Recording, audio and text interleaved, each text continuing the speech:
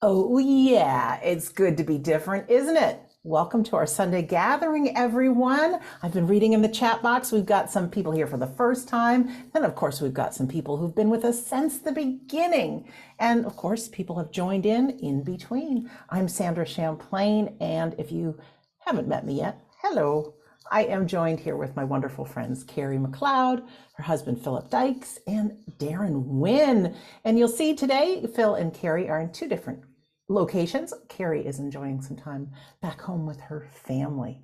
So we have been together. This is Sunday gathering number 149. It's absolutely crazy. And we decided to do something different. It was in those dark times when COVID hit, and we decided to just go for it and see if we could create something online. And each week we have about 200 people ish that register and come to our Sunday gathering. And of course, thousands later who watch the replay. And we're so grateful you're here. We really are. Darren has created our theme today. He is the maestro, so I'm going to turn it over to him and let him explain the theme and why he chose it and a little bit about what you're in store for. So welcome, everybody. Hello, Sandra, and thank you for that wonderful intro, and welcome to all of you. And yes, I've been lucky enough to choose this week's theme, which I've chosen to be Outcast. It was something that stuck in my head. I was watching the TV program or the news, I think, and it kind of stuck in my head about being an outcast.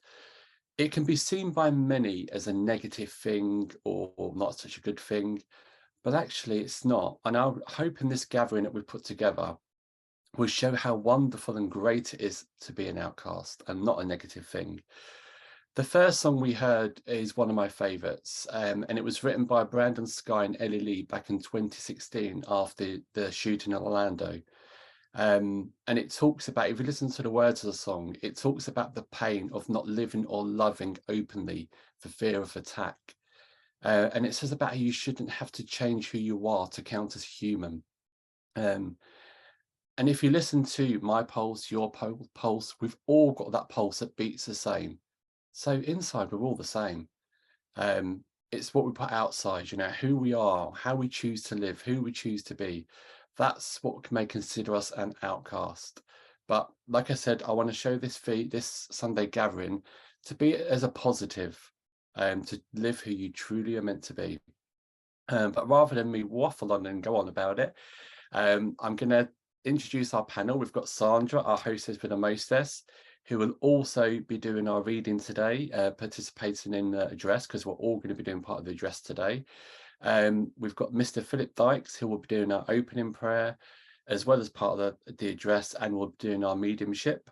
And then we have the wonderful Kerry McLeod, who will be doing our closing prayer, part of the address, and also part of the mediumship. And then you've got myself, who will be doing the part of the address as well, and the closing words for the week. So without further ado, I'm going to hand you over to Philip Dykes for our opening prayer. Thank you, Mr. Darren Wynn, for that wonderful introduction and explanation of why you've picked the theme. It's an absolute pleasure, as always, to be here amongst friends, and especially us four, because it's what we come together to do. So, ladies and gentlemen, it's that time of our service that we join together in prayer. Now, you can pray to your God, whatever you believe, whether it's a God, he, she, whether it's the universe, or whether it's just a personal faith and belief. It is entirely free for where you put that prayer. But let's join together.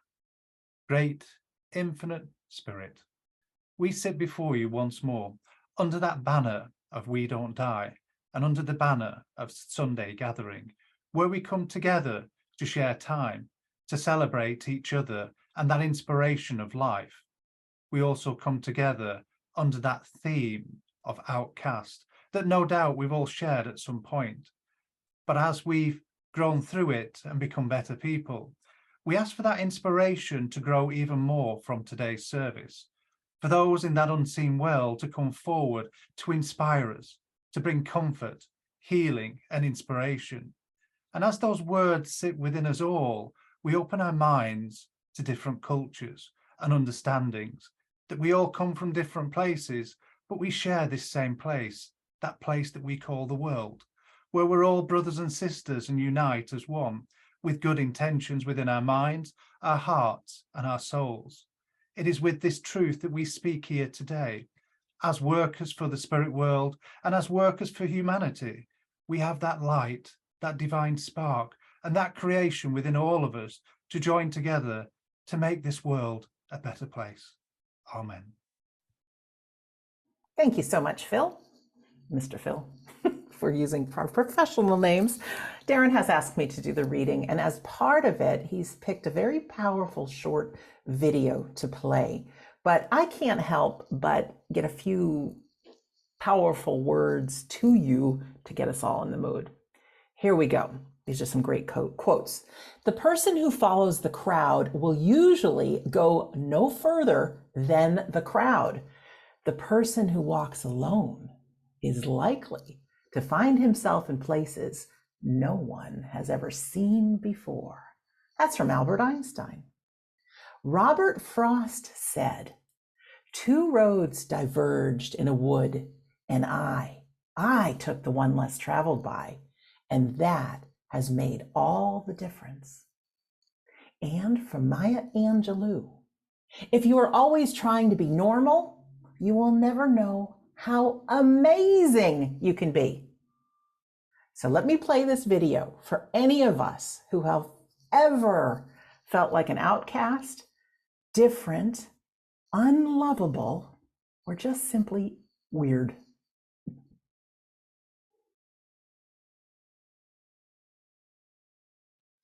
And now we'll send it over to Darren for the healing. Pretty powerful video.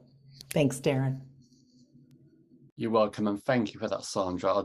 I find it so uplifting and inspiring listening to those words.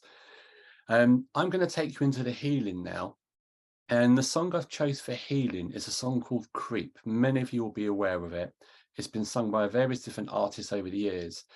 But it was originally produced by a band called Radiohead, which you've probably heard of anyway. And if you listen to, when I first picked the song, I was like, oh, I'm not sure if this is right. And then I started looking more into it.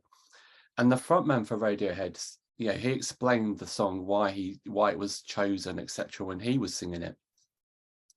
And he said that in the 90s, he had a problem being a man because he found he was more sensitive and conscientious towards the opposite sex, where it's deemed as, I suppose he was deemed as an outcast for being like that. So he was more into his feelings, whereas in the 90s, you had to be a man's man. You wasn't allowed to show your feelings or sensitivity. And he described being in love with someone and not being good enough for that person. And he describes his feelings as there are the beautiful people, and then there are the rest of us. So that kind of explains, how he felt about the song when he sung it. But his guitarist, on the other hand, said it was a happy song about recognizing who you truly are. And I thought it was quite interesting to see the two different views of people singing and, playing the music for this song. But today's version, it's a version I fell in love with a few years ago. It's sung by a young gentleman called Brian Justin Crum. And he actually sung it on a competition. It was either X Factor or America's Got Talent. I can't remember which one it was now. But he sang it for the same reason, because he saw himself as an outcast. When he was at school, he was bullied for being gay and for being overweight. And this was a song that resonated with him. So we're going to play that version. But as we're doing so, we need to have a think and try and project our thoughts and our love to the rest of the world and people in need at this time. How many people do you know around you that may not be feeling well at this time, that may be in need of that healing? They may be feeling different to us because they're not feeling well. Or it could be for yourself. But what I want you to do, as we're listening to this song, you can feel free to close your eyes. You can watch the videos, entirely your choice. But in doing so, just project that love and that thought to all those that may be in need at this time, that may be feeling a little bit different to us, whether it's feeling under the weather or mentally not feeling the same as us. Let's just send that loving thought and that healing power to all those in need.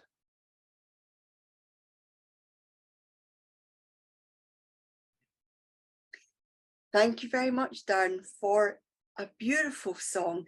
It is a very interesting song to put on as well, but beautifully sung, beautifully placed, and it forms part of a lovely theme. So thank you, Darren. I suppose everybody can identify with being a little bit of an outcast. And because all four of us are going to have the opportunity to share within this address, I suppose there's something in what somebody this evening is going to speak about that will resonate with you. And I wondered whether I should give some philosophical talk about being different, or whether I should actually tell you about how I felt different. So I settled for the latter, because I know you feel different at some point. I know you have been. I know you've either been treated different, you've seen yourself as different, or you've actually felt and been different.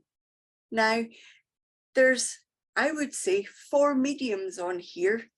Darren would say, oh no, not me, but Phil and I have seen him work. There's certainly a lot of mediumship there. We've seen Sandra work as well. So there's mediumship in there. So there's 4 mediums here. And in some way, with us growing up, that showed through. For me, I always had, I always felt very, very different. I always felt that there would be a sense within me that at one time I would fit in. It never happened. I moved from one school to the other and I spoke differently. They said I talked posh. I was teased for that. I was bullied for that. And then I grew up and I was told you can't do that. Well, Phil will tell you, if you tell me not to do something, well, that's just a recipe for me to do exactly the opposite of what you say I can't do. I know that there is a sense of being strong-minded within each and every one of us. And my being strong-minded shows up in a way that I have to dig deep to know exactly what my uniqueness is. It took me a long time to see mediumship as a form of being unique. Sensing the spirit world, being very sensitive, hearing and seeing and sensing people in a world that was invisible to everybody else made me feel like a bit of a freak. And then I stepped inside a spiritualist church. And for that time, as I stepped into the spiritualist church, I felt not like I was coming home, but that I was no longer a freak. There were people that believed in a world that couldn't be seen. There were people that wanted to believe in the spirit world. There were some that had their proof about the spirit world being there and that their loved ones that had gone before them still existed. And suddenly I was in an environment where it was normal, absolutely normal, to be thinking that this isn't all there is. And I remember when times got really tough for me, as I would imagine they have for you, and I considered what it would be like not to be part of this physical world. It was the spirit world that kept me here. It was my faith and belief in the spirit world. It was my daughter being here, but it was the strength in the spirit world that gave me that sense of being unique, to be strong, to be here for a reason, to understand what I'm doing, and to know for sure about what I'm doing here and making a difference. That's when I suppose I found my why. And I realized that my why is intrinsically linked to being different. Maybe not so much as of being a freak now, but my why is so closely linked to being different that actually I can't imagine being any other way. And I was incredibly lucky to meet a gentleman who you'll see just after I've finished speaking.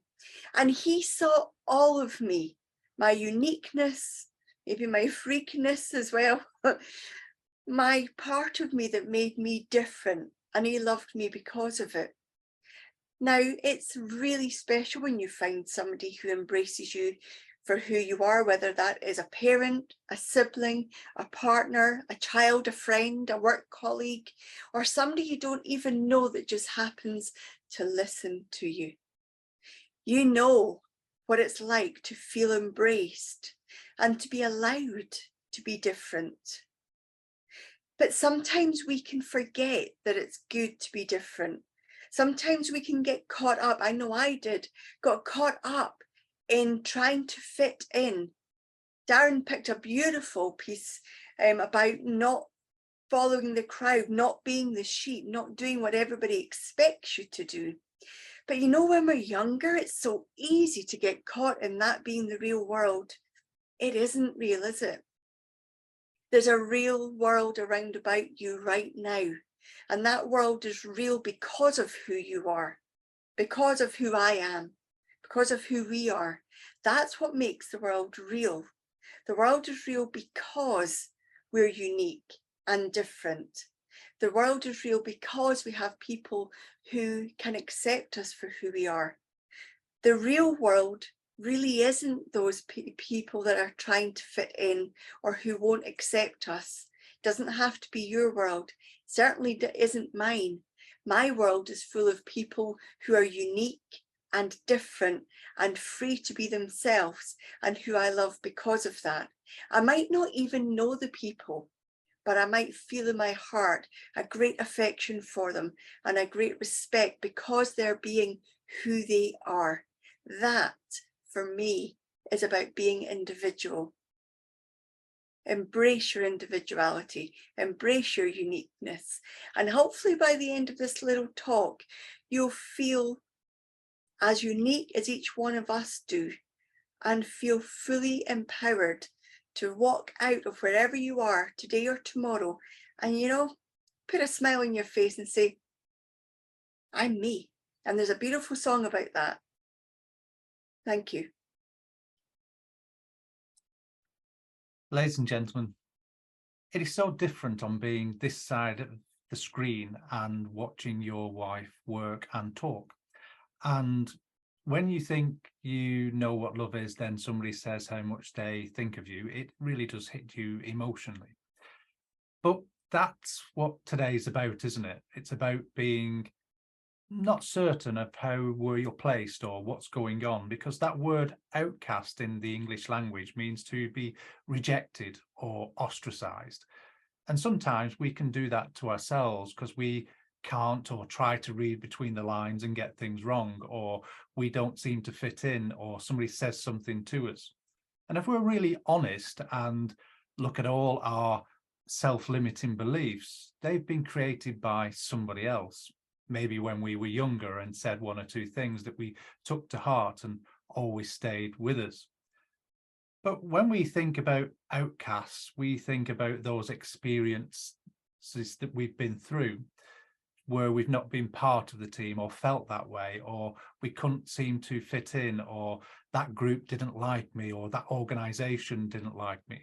So when Darren picked this theme, I thought, you know what? Yes, I can get my own back. I can speak my truth. I can say a few words that would hit back. And I thought, actually, that would be no better than they have been. All those people that have chastised us or said something or belittled us. And I thought, I don't want to be that person. And it got me thinking about the different kinds of people. And for me, there's silly people out there that speak about others and say things that are not very kind. Then there's good people that talk about the things that you may do and think, you know, well, that's different. That's good, actually. You're breaking the mold. Then there's great people that say, what a wonderful idea. What a wonderful thing to try and do. And I can see why you've done it. Actually, it does make you think, doesn't it? Because in some way, shape or form, we've been one of them kinds of people at some point. And yes, there are people out there that love to be a little bit derogatory, that they go out of the way to be awful at times and say horrible things that hurt. And then there's those people that try to do everything to avoid that, but they know there's their actions were for the greater good. It might cause some kind of effect. And then there's those people that don't want to cause a stir at all and want to avoid every kind of conflict and don't want to alienate or reject, and they try to change who they are and never succeed because they're trying to keep everyone happy. And what we know is that we can't do that. For everything I've experienced in my life, working as a medium, I know I'm not going to be the medium for everybody. I know there's different kinds of mediums out there in their own right and uniqueness, and it's absolutely glorious to watch at times, to see how they work, what information they get, what evidence they produce. And it's always enlightening, and I always have that open mind. But what a boring world it would be if we weren't individual, unique. If we look at creativity today, if we look at some of the artists, some singers, there's really unique ways that they sing and entertain and really produce their music and sound. Without that, we wouldn't have many other artists today that have been inspired passively by their music. I remember the words by Elvis Presley, where he says, sometimes we can't say things. The only thing to do is to sing it, to express it through their emotions, through their meanings, and try and reach out that way. And I remember a very impressive lady, and we had a song on last week's gathering by her, Lady Gaga, when she first came on the scene, and everyone said, oh, she's different. She's a little bit weird. She's a little bit, there's nothing else like her. Will she fit in? Will she be good? And today, she's one of the most outstanding artists of this world. So it pays to be different. It pays to be unique, and it pays to be that individual. But we might in the beginning feel different, as Kerry said, and those songs point out. But actually, it's good to be different, but it's not easy, because sometimes we get ridiculed.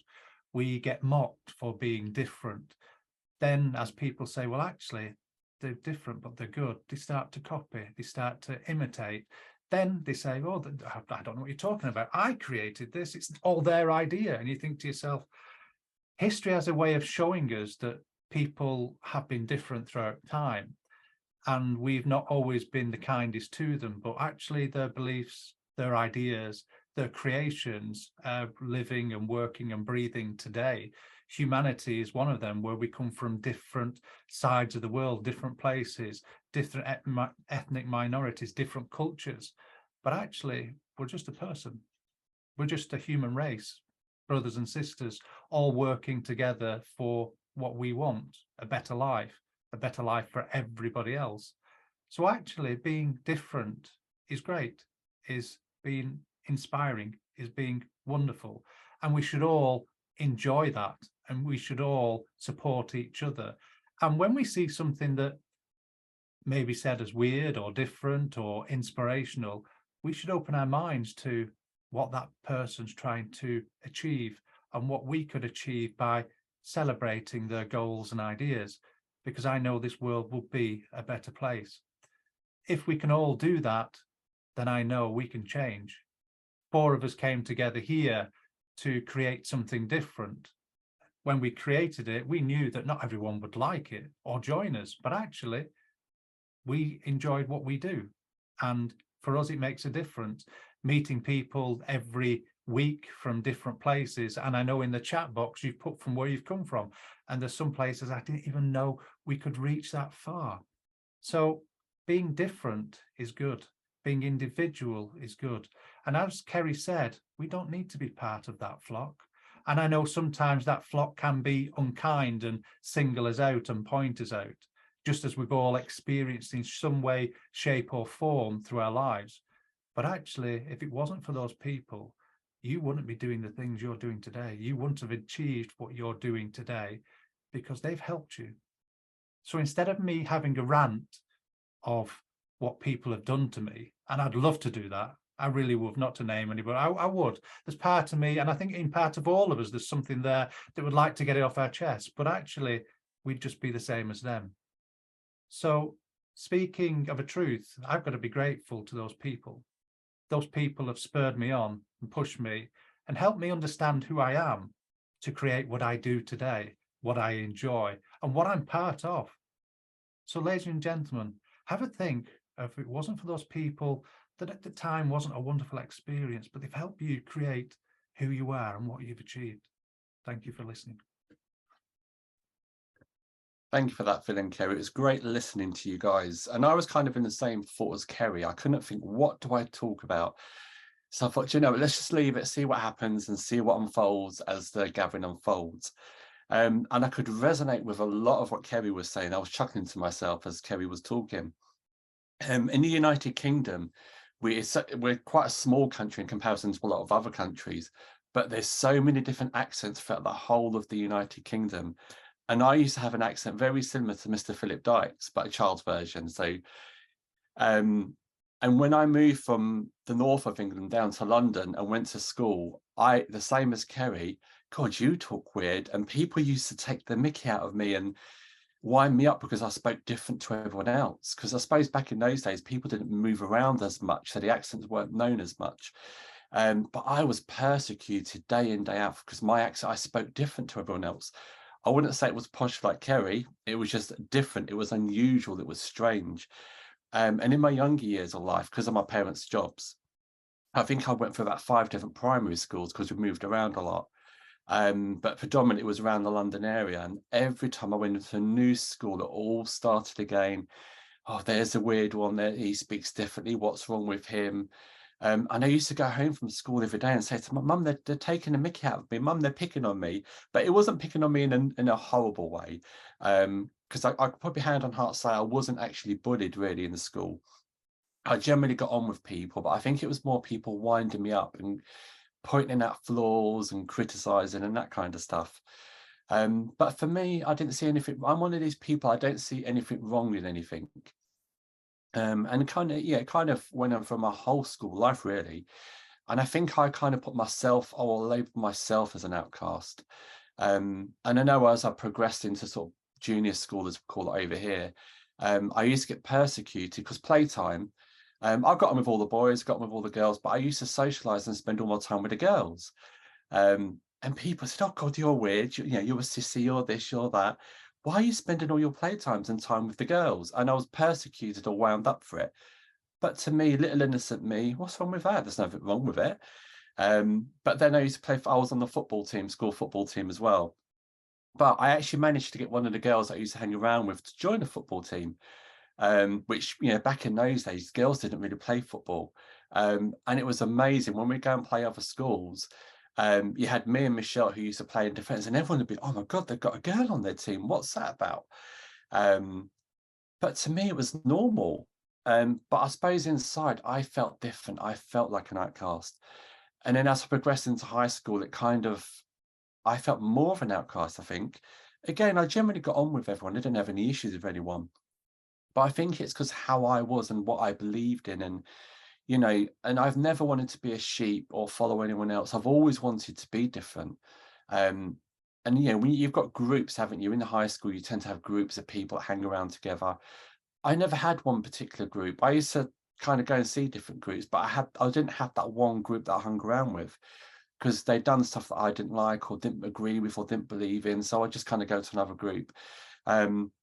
But I became quite musical in my high school days, and I started joining groups. A choir was one of them. And again, I was persecuted for it. Oh my God, why are you in a choir? But to me, it was normal. It was something good to do. And they're very rare, but in the UK, but there was, I joined the steel band, which is the metal drums you get. They originated from Trinidad and Tobago. And people used to look at me like I was a weirdo. You got all these people of Jamaican, Caribbean descent in the steel bands, and there's little old me. But we used to go all over the place. We used to perform concerts. We used to do competitions. And I was only really made to feel like an outcast because people used to look at me and question me, why are you there? What are you doing? But to me, it was normal. I see everything as normal. And again, when Kerry said about, when you say to Kerry, you can't do this or you can't do that, or that's not possible, that's the worst thing you can say to Kerry because she'll rise to that challenge and she'll show it can be done. I'm just the same. People turn around and say to me, you can't do this, you can't do that. Really? Let me show you you can do that. Even if I fail at doing it, I will give it I will try my hardest to achieve whatever it is. And I suppose I carry that through to my work life as well. I've worked for different organizations and companies. And again, I'm one of those people, I can't follow the sheep. I know when we've sat in meetings before and had meetings about different things, your boss might say, we need to have a solution to this. And someone will pipe up with a solution. Everyone will be, oh yeah, that's it. And I'm one of them people, I sit and think, that's a good resolution, but that's your resolution. It's not my resolution. I haven't thought of it. And I'm one of the people, these type of people, even if I think it's a great idea, I want to come up with my own idea because I don't want to live somebody else's idea. And me and Scott said for a number of years now, if you start something or begin something, you know, whether it be a business idea or business venture, and you've probably seen it many years for yourself. If someone has an idea or spark of imagination, that's their idea, it's their invention. If they follow that through, that will succeed 110% because it's their vision, it's their idea. But if you see someone copy that idea, it turns into a flop. It's not as successful. It's because someone's trying to copy someone else's idea. And I've always had that kind of mentality throughout my life. If someone's got an idea, I might think, wow, that's an amazing idea, but I'll never copy it because I want my ideas. I want my suggestions. I want to work it out myself. So I suppose that's where I get it from. When people say you can't do this, you can't do that. Yeah, I can. Just because you can't do it or you're limiting yourself saying you can't do it doesn't mean that other people can't do it. And like I said, I've carried that through my work life as well. And I know, like I said, companies I've worked for, sometimes it's gone down well, sometimes it hasn't. And I've had challenges with some of the bosses I've worked for. You know, Darren, why are you not following the company? Why are you not doing it this way? Because everyone else is, and it doesn't work for me or my store. This does work for my store, and I can show the evidence. You know, my sales have gone up because X, Y, Z, whatever it may be. And I remember probably the biggest one I had. I went to work when I had enough of retail. I went for a brief spell to work in the building industry. Yes, I see you all go, Darren, in the building industry. Yes, I wanted to change. I wanted to do something different. So I got brave one day, went for a job. You know, I was up against many people that had been in the building trade for many years. And lo and behold, I went in with the attitude, I will get it. People say, you're not going to get it. You can't do that. You've got no experience. You've never done that before. And again, like Kerry said, never say you can't do it because I will do my hardest to make sure I can. And do you know what? I walked into that interview, which is very rare, walking into an interview quite positive. And I had in my mind, I will do this. I will succeed. And like I said, I went up against many applicants of all the experience. And lo and behold, a couple of days later, I got that phone call. I got the job. And again, you know, when you start and I thought, oh, what have I done? I think there's about 500 branches and I was manager of this brand new branch. And again, I started phoning the managers around because I didn't know things. I didn't have the experience. And I was kind of like met with a brick wall because they was all a bit, oh, he's a newbie. He doesn't know what he's doing. So I kind of realized that at an early stage, I was an outcast within that company because I hadn't been there for 10, 15 years. I had no building trade knowledge. And even the staff within my branch were kind of had that same attitude. He doesn't know what he's talking about. He doesn't know what he's doing. They never said it to my face, but you can sense it, you can feel it, you can pick it up. And I thought, do you know what? Same as like Kerry said, I will show them it is possible and it can be done. I was there for 2 years in the end, and I had enough, and I changed careers anyway. But within the 2 years I was there, I had the record for the best performing and the highest gross turnover store in the company's history, which was built from scratch. And it was kind of like that's how you do it. You know, don't tell me you can't do stuff when you can. I was made to feel like an outcast within that company. You know, by the time I was leaving, you know, everyone was knocking at my door and wanted to be part of it, wanted to have part of it. But it just goes to show, if you live by who you truly are, live by your, you know, to be who you want to be, you know. And it was only yesterday, funny enough, I was looking at it was a news report I was reading, a sports one of all things, funny enough.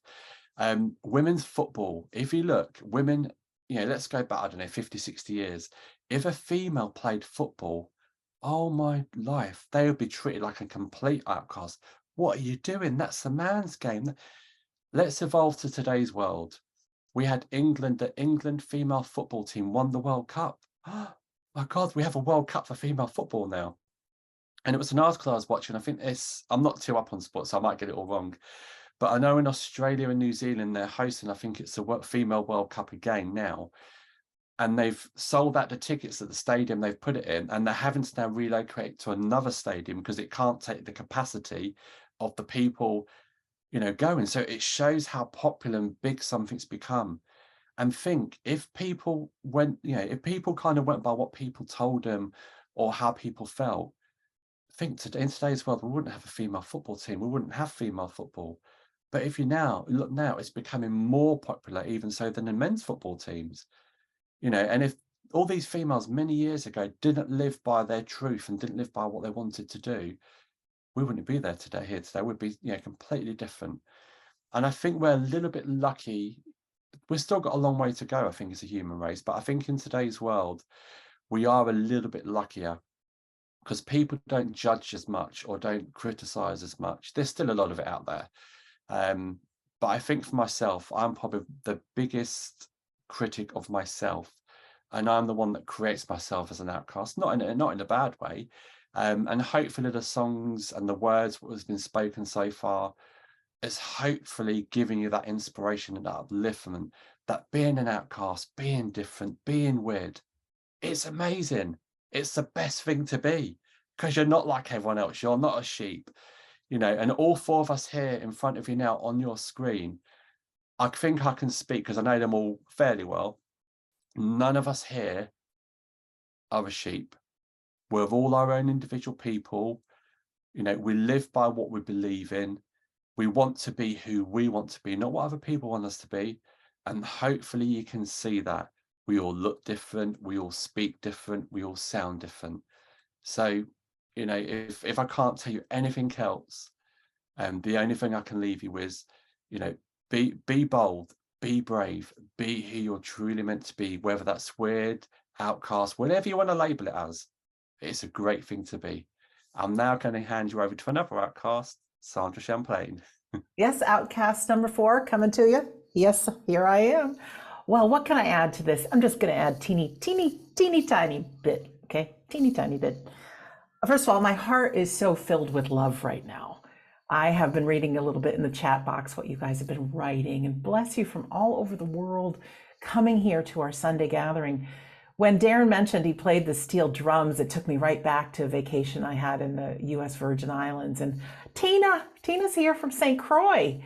Oh my goodness. And then Stasha said she's from Trinidad originally. Oh my gosh. To know that our Sunday gathering has reached people all over the world. And you took the time to be here today with us, whether you're watching live or I know you may be watching on the replay. So just thank you. Heart filled with love right here. Big heart filled with love. Was my heart always filled with love? Oh, probably not. Phil mentioned self-limiting beliefs, and it just took me back. The early Sandra, I tell you, folks, I think those things that happen to us when we're kids, they change our lives. And, if you call some goody not good enough, not smart enough, or even imply it, oh, those young minds take it at a very early age. And sometimes it can just happen from the environment. You may have heard me tell this story before, but we are all Disney lovers. And as young Sandra back in Disneyland, I had very bad vision. My parents didn't know. And I got lost. Now, it could have been for only seconds. Who knows? But to me, and I can still remember the fear, not being around my family. And I didn't know I had bad vision, but the fear that was there. I once had done a course and they said, think of your earliest memories and what you might have told yourself with those things going on. And I don't know if then I had the language or not, but I know growing up in my life, I never felt like I was part of the family. I felt like I was different. I felt unlovable. I felt like I didn't matter. So those were all those things that seemed to resonate with me. Now, are any of those true? No. But as a young person growing up with those, and then even when I was an adult and taking the class and realizing, gosh, I still have a lot of that rings true. Now, the good news is we can look at those things that we've sentenced to ourselves and say, how ridiculous, they're not true. But on the opposite side, it gives us our strong suits. It gives us who we are today. So somebody that might not feel like they are lovable might want to just love everybody. So if you ever get a sense of being loved by me, it's because you truly are. If you feel like you don't matter, or in our community, you feel like I'm talking just to you, or we're talking just to you, I have a strong suit of making sure everybody's included. looking at what we've created with our Sunday gathering, me sharing my book, We Don't Die, the 2 podcasts that I have, people have said, oh my gosh, you're so normal. Well, it's like, yeah, I'm me. It took me a long time to realize, a long time, because I tried to be perfect. Yes, I did. That people don't like perfection. You have to be yourself. And when I realized I could just be myself, I thought, oh, well, that's easy. Little did I know, by being myself, I could follow my passions, that I could meet the best friends of my life who love me just for who I am, and that I can see in another person just who they are. We can see that in each other, who they are, their uniqueness. So I have a little challenge I'm just going to throw out to you. Yes, give yourself a big hug for who you are. You are one of a kind. You are beautiful. You are brilliant. This journey that you've been on has taken you thus far. Don't make it wrong. Make it right, because you have gifts that nobody else does. But for people in your life, let them know why they're unique, why you love them. Everybody's got that inner child that might not feel good enough or not smart enough or not loved. Remind them of who they are. And if nobody's told you lately, you are loved. You're special. You are one of a kind. You are a freak. You are a weirdo. You are an outcast, and you are one of us. Phil was talking about Lady Gaga and her uniqueness. And there's a great writer called German poet, I think, long ago, Arthur Schopenhauer, said that all great truths pass through 3 stages.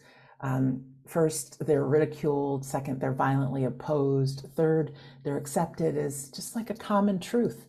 And I think with people that change the world, like even a couple of weeks ago, we talked about let your light shine. Thomas Edison and all the other folks involved, who will probably remain nameless, they've made our world to what we have available, our technology. And I'm thinking, 100 years from now, hopefully people will remember the names Sandra, Darren, Phil, and Carrie, but they may not. But what will continue will be a Sunday gathering. What has continued, and Phil will tell you this, we were the first Sunday gathering on the block when it came about. Now there's tons of them around. Does it matter where it started? It doesn't. But what does matter is the difference that it's making to humanity. So we're going to all be long forgotten, but take that uniqueness, ladies and gentlemen, and just let it shine. Share who you are. You're perfect. I've got nothing else for you. That's it. Mwah. So now we're going to move into our demonstration of mediumship. Our friends and family that are in the spirit world, they too are perfect. They too have their own personalities. They too are still alive. Gives me great pleasure every week on our Sunday gathering to introduce our mediums who have trained so hard and not only given their lives for us to know the reality of the afterlife, but to be able to give people who no longer have a voice the opportunity to say what's important to them. So each week on the Sunday gathering, a handful of loved ones step forward on behalf of everyone in the spirit world to say, hey, we're still here. We're watching what you're doing. We love you. We're part of your life, and we will see you again. Even though we only get a handful of members from the spirit world that step in, they're all with us. We can multitask in the spirit world. We continue to learn. We continue to grow. We do things that we haven't gotten a chance to do while we were on earth, but they can just think it and they are with us. So packed around you right now, looking at your screen or device, that's your loved ones. They're right there, hands on your shoulders, just as excited to be here as you are. So Carrie and Phil are our mediums today, and they will each have an opportunity to work with the spirit world. The spirit world will come to them. They'll push somebody in front and say, this is the one. And that person will do everything they can to put thoughts and memories and feelings and maybe sights and smells and tastes, whatever they do, into Carrie and Phil, and they will do their best to let us know who's with them. For our folks that are here for the very first time, you'll hear a few initial bits of information about the spirit person who's connected with Carrie or Phil. We want you to really listen in, because every spirit person that comes through is for a member of our gathering today. They know exactly who's here. So if you listen to the first bits of information and say, that's my person, I know who they're talking about, we want you to press your raise hand button. Now, we're all on different devices, so everybody gets to stretch their finger right now. Some people are doing it before I'm even asking. Find that raise hand button and just press it. See how it works on your end. And then you can press it again. It should say lower hand. And there's always, yes, there is someone who's out for a walk or multitasking who accidentally keeps pressing that raise hand button. So be sure you don't press it unless you can recognize the person. Now, this person may be a loved one, a family member, it could be a friend, a close friend, could be somebody distant. Spirit world works in mysterious ways. But if you feel and your soul's telling you, I think that's my person, go ahead and press your raise hand button. It may take a minute or two before we find the person that we are going to work with. But when we do, and if it is you, I will press the button on my side that will say, host would like you to unmute yourself, and just click yes. Now you will be off camera, so don't worry about a camera being on. We won't see you, but we need your voice. Carrie or Phil will do their very best to relay the information coming from this person in the spirit world. And all we need from you is a good hearty yes or no, or possibly I don't know. We want them to do the work, get the information from the spirit world. We always have people that are so excited that just want to share about their loved one. Please don't do that. We want everybody to walk away today knowing that they were communicating with the spirit world and that the spirit world is real. And we will be there soon enough, but we've got things to do while we're here on earth, but we will live on. So that's pretty much how it goes. If you have any questions, we can deal with it as it comes. But we always like to play one piece of music before our demonstration of mediumship. And this is another Outcast song chosen by Darren. So just sit back, relax, and it's always fun to just imagine your loved ones just packed in the room with you, just as excited to see you as you are with them. So let me find our video that Darren has picked out, and we'll be back in just a couple of minutes. Well, that's a happy little tune, isn't it? Well, up first we have Phil. Hello, Phil. Hello, Miss Happy Little Sandra. There we go. Fantastic. A bit of useless information. J.K. Rowling, the author of Harry Potter, had her first book rejected 12 times. Who'd have thought? Who'd have thought 12 times? And I'm sure people around her would have said, are you sure about this? You're going to do it again and everything else. But yeah, that shows that we should never, ever give up. Okay. Wow. Okay. I know, it's incredible, isn't it? Absolutely incredible. It's just, and something you said in your little intro there as well, it is about the spirit world. It's not about me and Kerry or a medium. It's about the spirit world having their voice and really bringing what they want to bring forward. So my job, ladies and gentlemen, is to blend with the spirit world. And as you can see, I'm waffling a little bit. I'm absolutely freezing here in the studio. For some reason, the heater's not working. So I'm going to do my best and go past that. Okay, righty-ho, that's a little bit different. All right, okay, so we're gonna, ladies and gentlemen, I'm a little bit concerned because I don't know how to bring this across, really. All right, okay. All right, I'm just going to go along with this. I know as I become aware of the spirit world, I know I have Father, and I know Father would dress up in costume. And when I say costume, there must be memories of fancy dress parties. And I feel the more outrageous, the better it will be for him. And I actually feel there's a memory of him dressing up, and I'm sure it is, I hope I'm wrong, or not, I hope I'm right, that it is Count Dracula that he would have dressed. He would have had the cape and the fangs in and everything else, because he's making me laugh, and I'm just thinking to myself, you better be right, but there we go. So I have father. I know he would have loved the fancy dress. I know there would be a memory of him dressing up in the costumes and characters, and I get the feeling here there would be one where he dressed as Dracula, or I know he had a cape on at least. I'm sure it is Dracula that I'm getting the impression of. Thank you very much. What a personality. All right, ladies and gentlemen, who can understand this information? Just reach into your soul. Is this ringing a bell? Okay, we have Lorraine with her hand raised. Lorraine, you should be able to unmute yourself, please. Hi, Lorraine. Hello. Welcome. Hello, Lorraine. How are Thank you? You I'm well? fine, thank you. How are you? Good. So I'm very well. I'm very cold, but I'm very well. So you understand everything I've said? I do.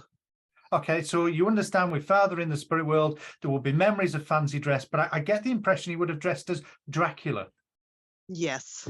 Okay, and I'm not doing impressions because I just get the impression where he would go around and do impressions of Dracula as well, or the characters he dressed up as.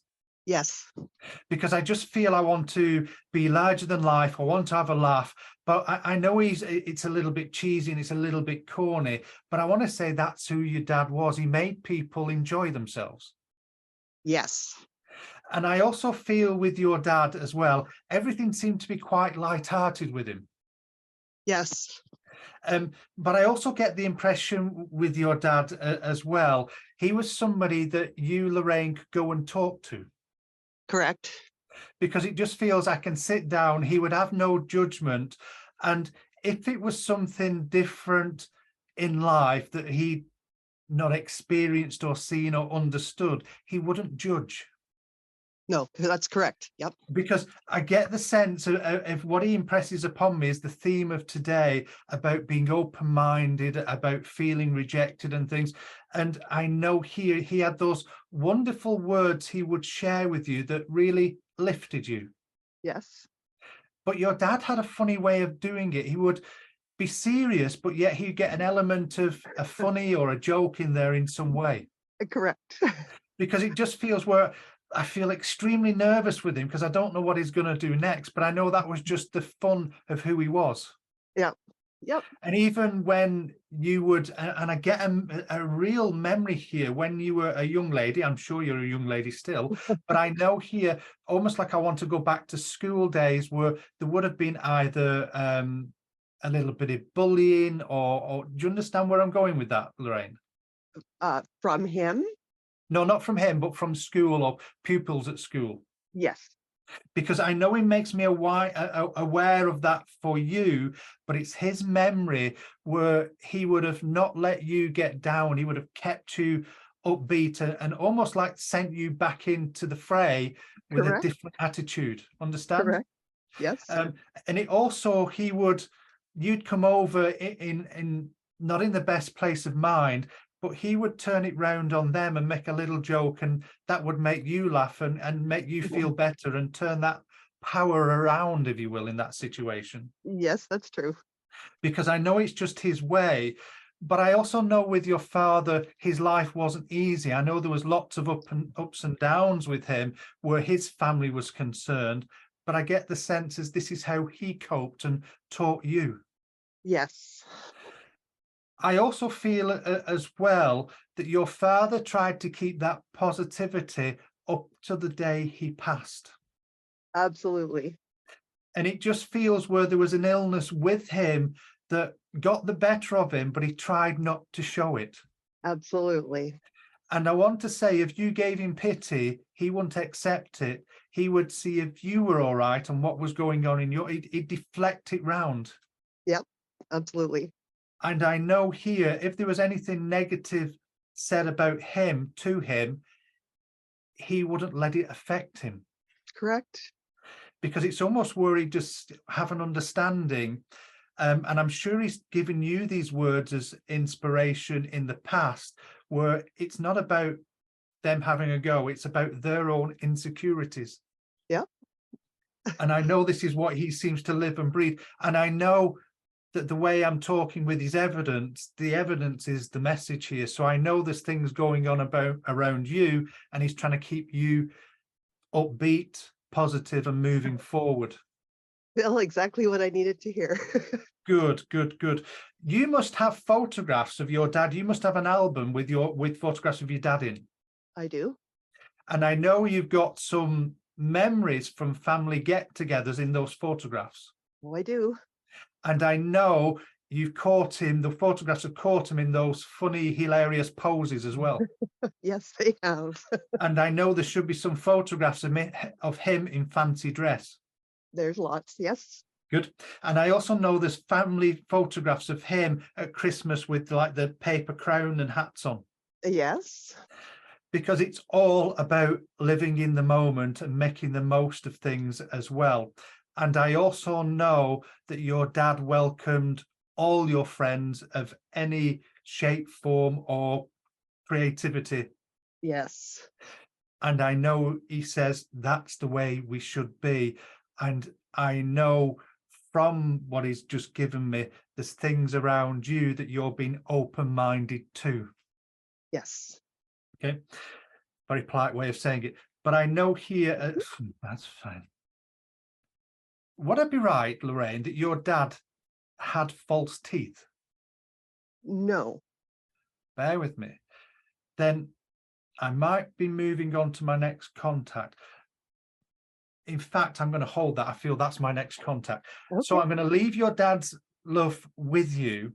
But I want to remind you of the way that he could turn a negative into a positive just by his little quip sayings. And he always had an answer. It's to put that smile back on your face and that spring back in your step, and to let you know that dad is aware of what's going on and is with you right now. Thank you so much, Phil. You're absolutely a pleasure to work with you, Lorraine. Good. Thank you, Lorraine. Okay. Thank you, Phil. Thank you, Dracula Dad. It's just, I was just thinking you better be right with that, and I just thought, okay, because I could just feel him doing the impressions over my shoulder, and I thought, oh, okay, that's fine. As we're aware, we can have different personalities that come through. I still feel I'm with somebody's father, because I feel that I know, as I work with dad, I know dad didn't have his own teeth, and I know there would be a memory, and I feel he would do this, and God, I hope you're right, that I know that he would take his teeth out and leave them purposely for people to see, to freak them out a little bit. Okay, that's the politest way I can put it. Well, thank you very much. We have Allison who put her hand right up. Allison, if you could find your unmute button and press it for me. Hi, Allison. Hi. Welcome. Hello, Alison. Do you understand what I've said? Yes, I do. Okay, but would it be like a party trick that he used to do? He would just do it to rouse everybody. That's fine, because I was thinking to myself, please be right, because again, it's just a little bit weird and off the cuff and everything else. But that's how your father would keep everyone entertained and keep people staying true to who they are. Yes. And I also feel with your father, there was no airs and graces. It's almost like, this is how I am, this is how I'm going to be, you take me or you leave me. Yep. And I just get that impression. It doesn't matter where you take him. It can be the supermarket, the grocery store, the car showroom, or the office. He would still be the same. Yes. But I also know he would entertain people because he did it in such a way. It wasn't offensive. It was just funny. Yes. But I also know with your father that he could be what I call a straight shooting person. He said what he said and he meant what he said as well. Yeah. But there's just an impression I'm just working with him. Would you understand sometimes your dad could be extremely quiet? Yeah. Because I know he wasn't always fun. I know there was that serious side to him and that quiet side to him. It's almost he knew when to do things and when to almost break the silence with his comments. Kind Do you of. understand? Kind of, because I know there's just that impression with him as well. And would you understand that? No, there's something here I need to look at in a different way. Would I be right in saying that you would know stories about your dad's life from his either teenage years or early 20s where life was very hard for him? Yes. Because it feels like what he did with you with the teeth, and it was that sort of mentality that got him through and where he really discovered who he was. And I want to say he must have had many different jobs as well, Yes. because it feels where he's willing to be open-minded and try different things. Because I feel with your dad, he's what I would call that genuine family man that wanted to provide for his family. Yes. He wanted to provide. Because again, there's a sense I'll turn my hand to everything and make do with what I can and do. And I want to say, even though he was a proud man, he would do what it took to get things through and done for the family. Yes. That's fine. Would I be right in saying that he would have worked at either a Home Depot or a do-it-yourself store at one time? No. You don't remember? You don't know that? Or No. that's That would have been funny. bear with me 1 second. And you've never worked in Home Depot, I think it's called, or something? No. No, because I know. No, just bear with me. I go there a lot. Ah, thank you. Would I be right in saying Dad would try his hand at do it yourself and things? No. No, Not really. bear with me. He must have tried it, but I know he wasn't the best. Okay. Yeah. But I also know, and you just said this because I know it's just what he's done. He's making me aware that where you've done some DIY or done something at home yourself just recently. Do you understand? I'm sorry, you broke up. We're Okay. traveling. Do you understand, Alison? Do you understand where you've been doing some DIY in the home? yeah. Yes, Yeah. because I know here, this is why he's bringing it forward. It's just his way of saying, I'm around, I'm seeing what's going on. Because I know Dad liked to keep his eye on the family and keep an eye out on the family, what was going on. Okay. Yeah. Okay, that's fine. But I also know with your dad, it is about that understanding of keeping people positive in that mindset, but also those family memories of family get-togethers, because I know it was important for Dad. Yes. Okay, can I leave Dad's love with you, knowing that he's around, but it's those memories of those teeth that he just wants to keep everything, the smiling on and everything else, because I know he would have done it to a few people and they didn't know how to take it. Yeah, my kids are gonna laugh when they hear this. That's fine, because I know it's just his mindset, the way that he wants to be remembered. It's almost like I don't want life too serious at the moment, and that's just his mentality of keeping people positive. I'm going to leave that with the love of spirit and say thank you very, very much. One Alison. other thing, he'd take his teeth out and he'd take his hair off. Oh, I wish you would have given me the hair as well, but there we go. It's just the teeth that got me, sort of thing. But there we go. Okay, I could probably borrow a bit of the hair as well. There we go. You're absolutely welcome, Alison. Ladies and gentlemen, I know we're a little bit short on time, so I'm going to hand over to the wonderful Kerry McLeod all the way in Scotland. It's nice to see you, my dear. Thank you very much. Thank you so much, Phil, and thank you to Allison and her dad. Oh my gosh. Oh, what a smile I've got. It hurts. Carrie. Oh, it's lovely to see you work, Phil, and hello from Scotland to you south of the border. I'll see you very soon. Hello, ladies and gentlemen. It's lovely to be here and be part of this Sunday gathering. I know that as I begin to become aware of the spirit world, I know Phil has had two fathers, and I was beginning to think, oh my goodness, I've got a father here, but I actually feel I have a father and a brother. So I'm looking for somebody with father and brother in the spirit world, and I feel that sadly both would have passed to the spirit world with a cancerous condition. But I know that Dad, I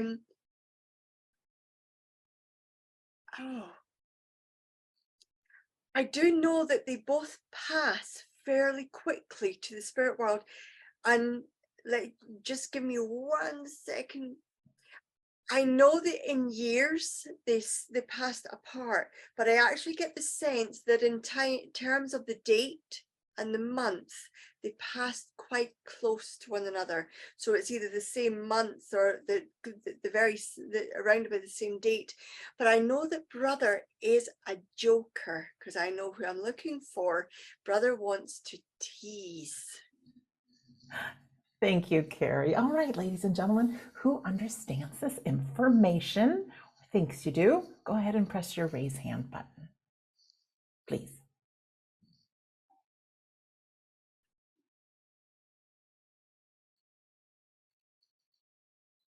You can hear the tick tock as we wait. Lisa's got her hand raised, and Charlene and Jay. Okay. Took a minute, but everybody kicked in. So we have 4 people with their hands raised. Okay, so of the people with their hands up, you would understand father and brother in the spirit world. Both father and brother passed with a cancerous condition. And I know not necessarily the same year, but I know there's a closeness in terms of date of the 2 passings. Can I just check that everybody can understand that information that has their hands up? Okay. A couple hands went down. We have Charlene and Lisa with their hands raised. Okay, can I chat with Charlene, please? Absolutely. And Lisa, And you a shout just out to Lisa. stay Hello. where you are. All right. Charlene's got herself unmuted. Hi, Charlene. Hi, Welcome. Hi, Charlene. You understand everything I've said? I think I do, but I can't Okay. believe it. Nice Yes, to meet you, my Charlene. dad Welcome. passed in November and my brother passed in December. Okay, but there must have been, and they both sadly passed with cancer, Charlene. Yes, Okay, and your brother must have been a real tease. I know there's a real genuine heartfulness about the way he is, not teasing out of any badness, but pure joy. yeah, but there was some badness there. Well, I haven't got to that part yet. I do feel the joy within him. I do feel that there was a part to him. I know the sense of humor is such that he would have wound people up though, but he knew how to wind people up. Yes, I also know with your brother that him and your dad at times might not have seen eye to eye. exactly, yeah. Because I know as I get your dad and your brother in, there's a feeling here, and believe me, they are both together in the spirit world.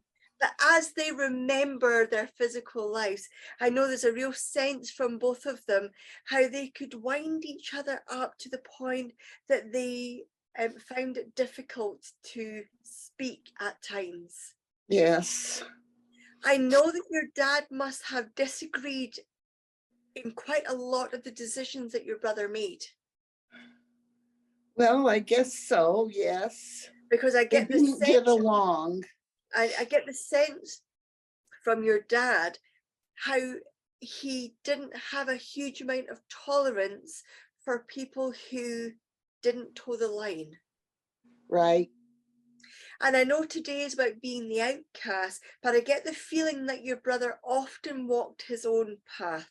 He oh, often- always. he wouldn't be one who would consider what would be the appropriate thing to say. No, he wouldn't. He would be quite okay being the outcast. Yes, I also know that you have a little bit about that you too, Charlene. yeah, I know that your brother sees that in you, because I know that since your brother's passing, there would have been an element of you having to stand up for the family. at times, yes. And Because I yes, know your brother sees you having to somehow be on the outside and not fully embraced. But yes. I know your dad. I know your dad had a sense about him that your brother could do wrong and you couldn't. I was Dad's little girl. If Yes, that's what he means. I do absolutely believe that you would be right, Charlene, from what your dad is showing me. But you would have memories of where you used to live. There must have been quite an open space at the front of the house. We had a front yard, but the backyard was bigger. There was. But out the front yard, Charlene, you must have memories of your dad teaching you how to ride the bicycle. Yes, and how to pack the Because wheels with grease. I got your dad showing me how he has those most precious memories of those most precious moments. And Charlene, your dad must have begun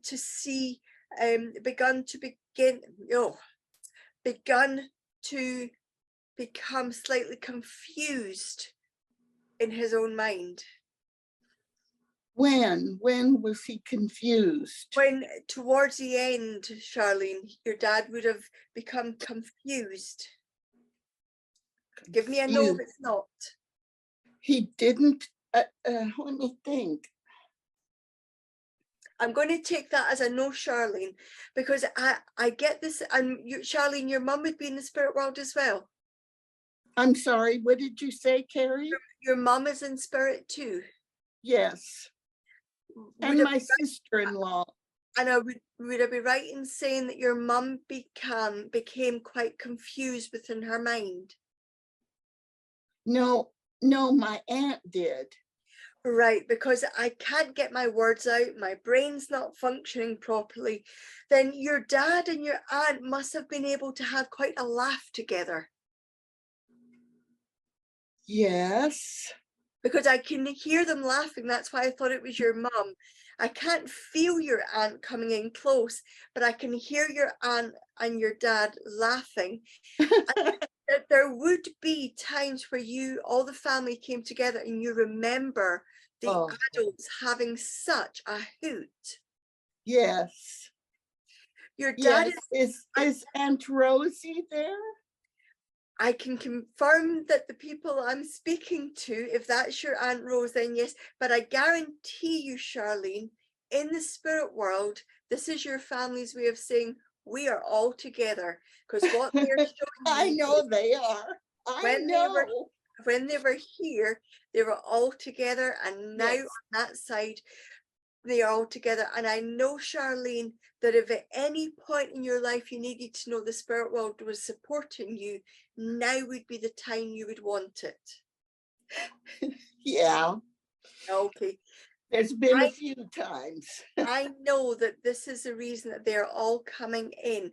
You must have spoken to the spirit world and asked them to confirm that life is real. I wanted to talk to them like everybody else, but I didn't believe this was really going to happen. Well, please believe that world is absolutely real.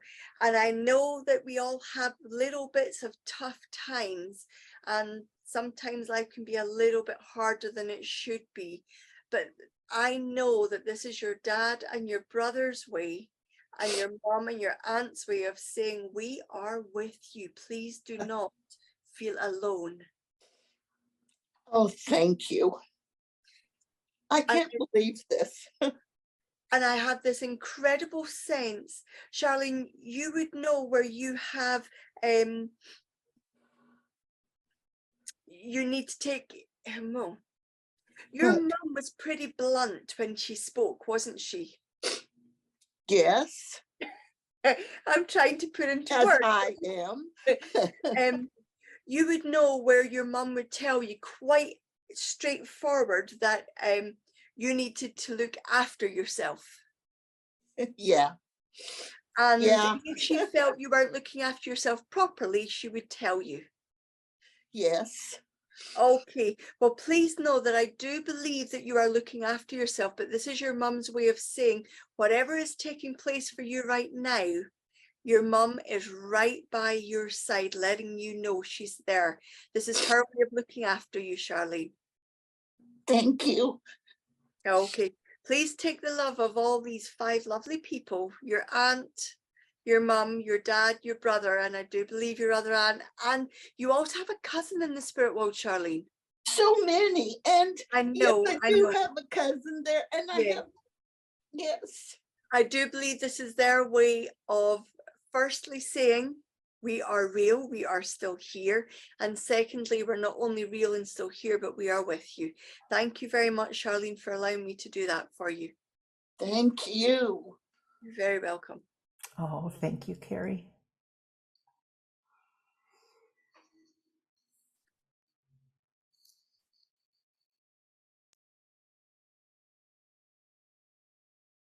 Okay. Ooh.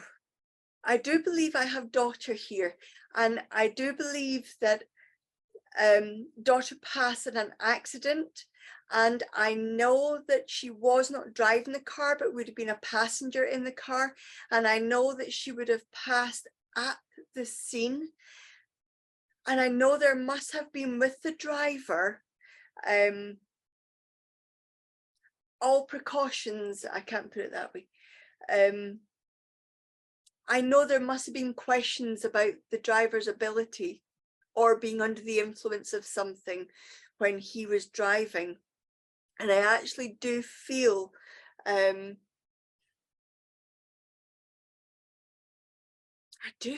daughter's, when I say quite young, I don't feel she got to adulthood. I do feel that she is younger than having become an adult. Would that make sense to somebody in our audience, Sandra? Thank you very much, Carrie. All right, ladies and gentlemen, who can understand this information? Press your raise hand button, please.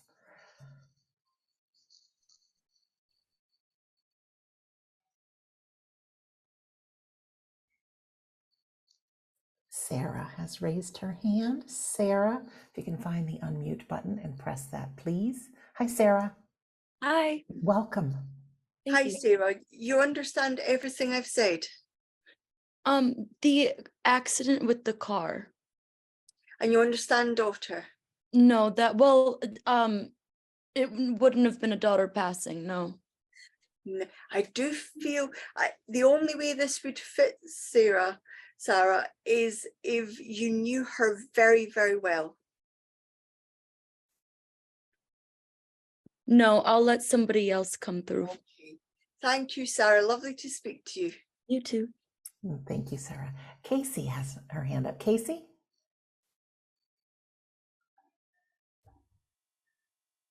Casey's put their hand down. Maybe it was just an accident. Yeah, not unmuting. Okay. That could have been an accident. If this isn't daughter, then somebody would understand a young lady, a young lady in the spirit world that would have gone through a car accident, but I don't feel she was driving. I do feel she was a passenger in the car, and I do feel that the driver was under the influence, or there was something that impeded their ability to drive. Could have been a medical condition, but I do feel there is something that impedes their ability to drive. Thank you, Carrie. Who can understand this information?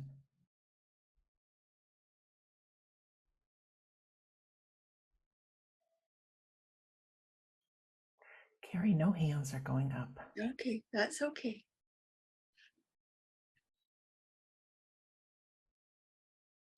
I do know what I'm seeing, and I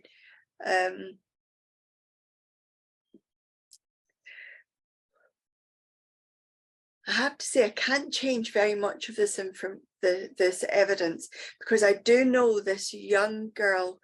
I can't give too much more if it's not been accepted the way it is, but I know she would have died on the scene. I know she would have passed through scene. So this young girl,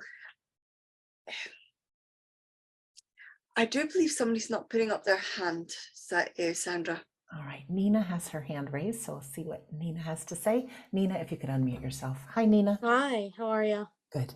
Hi, Nina. Does this make Hi. sense to you? Yeah, young girl in spirit died in the car accident. She would have died immediately, and the driver was inebriated. Okay. And you know her? Not my daughter. Okay, but you know her quite well. I did. She was close. Okay. Because I know what I'm seeing, and I know that he was either inebriated or under the influence of something else. But would you know much about what the situation was where she was found? I do know some details, yes. Okay, so would you know that she was thrown from the car? That's correct. Okay, because I just need to make sure. I don't want to get too graphic here, but I know what I'm seeing. I do know that this was not the first time that this sort of situation would have taken place. From my knowledge, that's correct.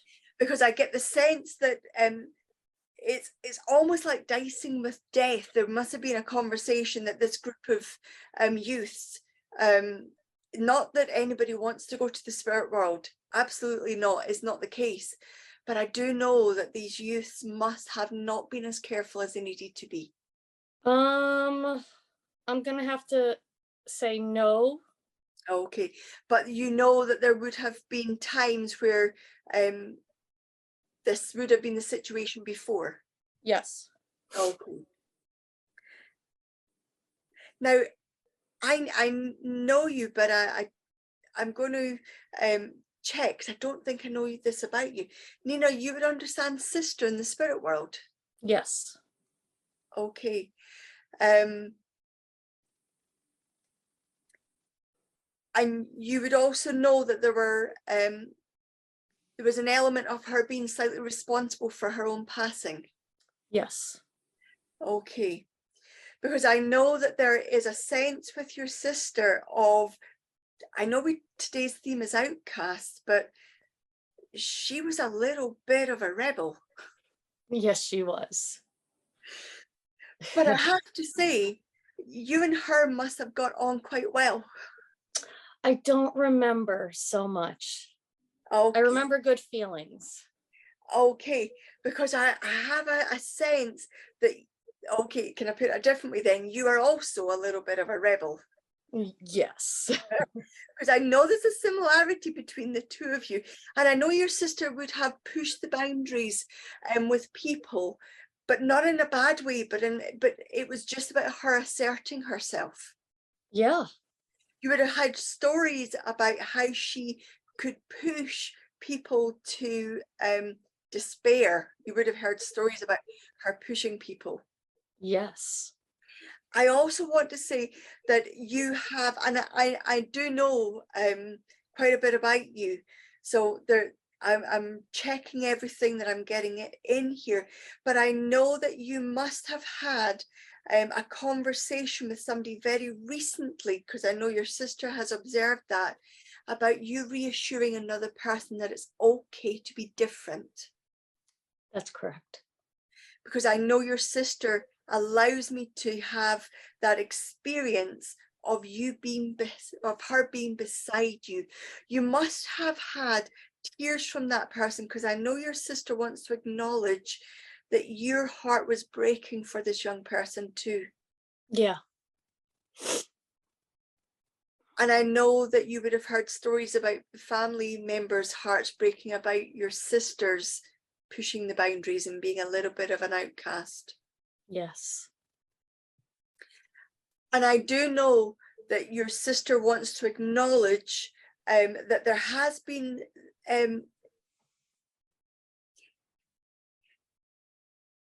I'm just going to have to say this, forgive me if I've said it without sensitivity. Your family's almost made up of outcasts coming together. That's correct.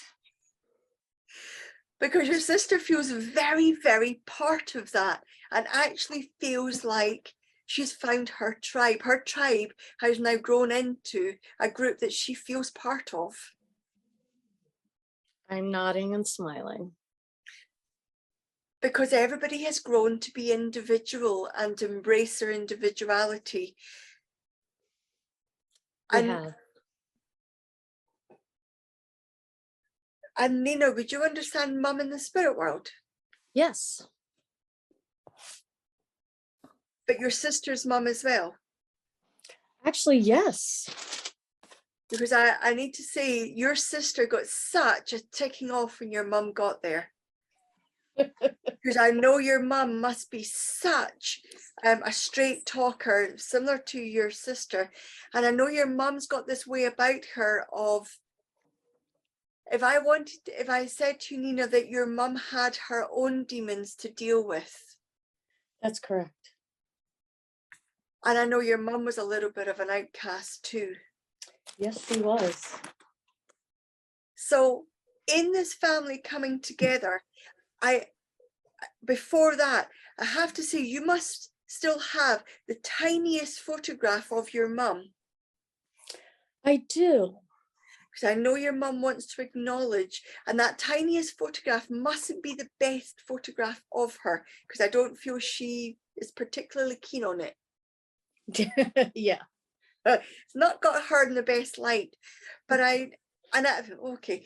And I know there must be another group of photographs that are in a wallet or a purse. Yes, it's an envelope. Sorry. Then it's in an envelope. Oh, then within your, here we would call them purses. I know that's handbags, Atlantic side where you are. Yeah. But your wallet, your where you keep your money, you have a photograph in there, a family photograph in there. I do not. You do not. Mm-mm. Then you don't have your mum's wallet. I definitely don't. Okay. Oh, because I'm definitely seeing a photograph in a wallet or what we would call a purse. You've got me wondering. Then Nina, would you have memories of your mum having a photograph of people you didn't recognize at the time in her purse? I can't say that I recall. Then I know I would love to be like a dog with bone, Yeah. but I do feel that this has to be then become evidence that you do not know at the moment. So you can let me know when you find out the person that has this little photograph in their wallet or their purse, but it is of a person in the spirit world, and because your sister is acknowledging this picture. So please let me know when you find that out. But I know your sister is acknowledging that it's lovely to be acknowledged and seen and be part of a family of, she's just said, weirdos, but in the most beautiful way. Yeah, I knew that word was coming real quick. And please know that there's such amount of love in the spirit world for you. And I know from your mum, there is an acknowledgement from her that there has been growth. And I know you're aware of this already, but there is an incredible amount of depth of gratitude to you and an incredible deep apology from your mum. Thanks. Okay. I'm going to leave your mum and your sister's love with you and say thank you for letting me do that. Oh, thank you so much, Carrie, and thank you, Nina, with your family as well. Oh, thank you, Carrie and Phil, and just beautiful demonstration of mediumship. Ladies and gentlemen, I know some of you, and I can feel your pain. Grief is brutal, and I know you're sitting there praying your loved one will come through on a Sunday. Our representatives from the spirit world, they have planned who comes through, who doesn't. Doesn't mean your loved one's not there. I think we could all feel that love, the sense of humor, that they're still with us. They are. And you could watch Carrie and Phil looking away, and they're using their imagination, how they communicate, what they see. Your loved ones, our loved ones, work the same way. We toss it out as our imagination, but that's how they communicate. Not everybody can learn how to turn on and off lights. They can't. But all of a sudden, out of the blue, you start thinking of them, or there's a shared memory, or you get a giggle by something that happened, or maybe you're lying in bed and you feel your loved one by your side. They're very subtle. They are, but they are with you. Yes, yes, yes. They're with you. They are still alive. Don't wait for Sunday to think they're going to show up. They're with you. They, honest to God, I'll give you everything I've got to let you know they are. So just some announcements coming up. So I know you want to know what's coming up. First of all, several people have asked for our music. What is it? If you join our Facebook group, I will post all the songs that Darren had picked for today, and I'll post those in our Facebook group. If you don't already belong, you really should. Just go to wedon'tdie.com. There's a link at the top of the page, and just click it, and it'll bring you to our Facebook group, and you can join. Some good things coming up this Tuesday. Our friend Scott Milligan is offering Sitting in the Power Hours, and it's a good opportunity to kind of plug in your soul. It's also necessary in developing mediumship and so many other good things, health and well-being. It works for lots of good things. On Friday, he will be with us for In the Arms of Eternity. It's an opportunity to sit for healing and then also get a trance mediumship demonstration, which is always very, very special. Of course, next week, we'll be starting his February class, which is called Trance and the Altered States. Also, Carrie and Phil have some beautiful courses. Even though we are week 2, we've just completed week 2, it's never too late to join. There's 6 weeks of each class. You get the replays immediately so you can join in. They have a beautiful class called New Year, New Start on Tuesdays. And on Wednesdays is Medium Development. Come learn how that psychic sense and your soul communicates. It's wonderful, really wonderful. Also, Sunday, just after our Sunday gathering, Carrie and Phil are doing what's called Let's Talk Mediumship. It's a good chance to get answers to questions and also just find out more about the world of mediumship. Beautiful thing to do. Our tutors are all going to be traveling pretty soon. You can catch Scott in New Orleans and Darren, you can meet him in March, and Carrie and Phil, you can find them going to Vancouver. Great opportunity to meet them, take a course. There's lots of things that they have planned for 2023. There'll be more things on the calendar, no doubt, but you can go to, again, wedon'tdie.com, click on the store page, and you can see just everything that's coming up. I want to thank those of you who have donated to make our Sunday gathering possible. I tell you, even if you just donate teeny tiny bit, we thank you. We really do, because it helps us spread the word to as many people as we absolutely can. And last is next week is Sunday gathering number 150, 150, and Carrie will be our maestro for that. So we're excited. That's it for me. I'll send it over to Darren for some words of the week, and then almost time to go. Darren? Thank you for that, Sandra, and thank you for that, everybody. If we look back at the music that's played throughout this gathering, we had Fearless Soul singing It's Okay to Be Different. Actually, it's more than okay. It's amazing to be different. You know, none of us want to be a sheep. You had Ellie Lieb and Brandon Sky singing, You shouldn't have to change who you are to count as a human. How true is that? Then we had the guitarist from Radiohead saying he loved singing Happy Song about recognizing who he was.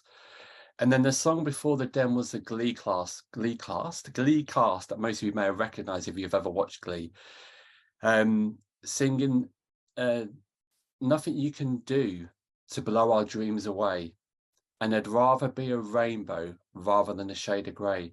How true are all these words we've heard in these songs today? And obviously we've heard from the 3 wonderful faces you see in front of you, explaining how it was for them being an outcast. And we heard Phil mention J.K. Rowling had her book refused 12 times. 12 times.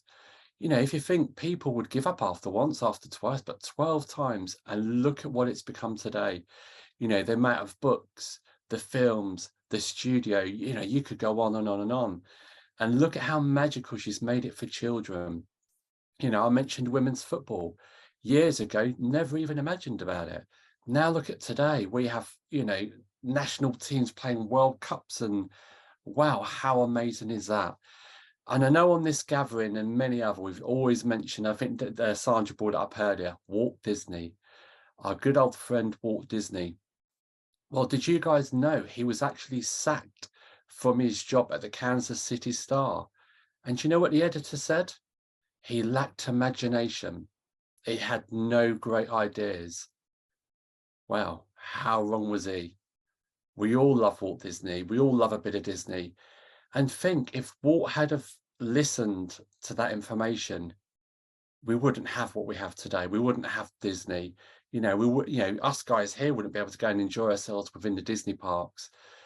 So hopefully all those songs and those inspiring words you've heard, and looking back, you know, I can probably sit here for hours going on about some of the people in the past.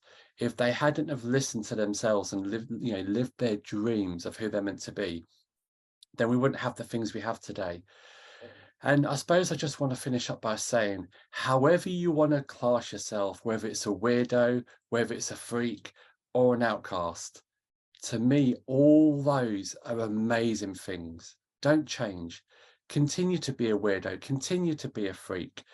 I'm certainly going to be it, you know, and I'm sure these guys in front of me are. We're going to carry on being the people we're truly meant to be, because that's it. This is who we're truly meant to be.